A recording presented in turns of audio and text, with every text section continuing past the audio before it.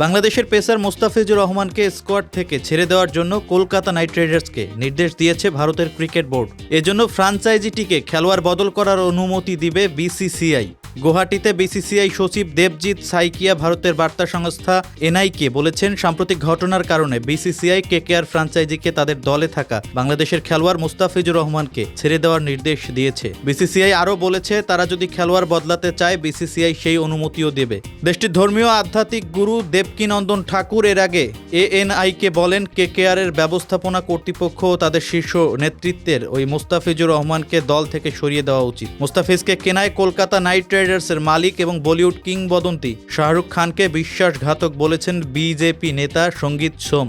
আইএএনএসকে BCCI এর এক সূত্র বলেছেন, বাংলাদেশের খেলোয়াড়দের আইপিএলে অংশ নেওয়া থেকে বিরত রাখার বিষয়ে সরকারের তরফ থেকে আমরা কোনো নির্দেশনা পাইনি। সাম্প্রতিক ঘটনার কারণে মোস্তাফিজুর রহমানকে ছেড়ে দেওয়ার নির্দেশ দিয়েছে বিসিসিআই।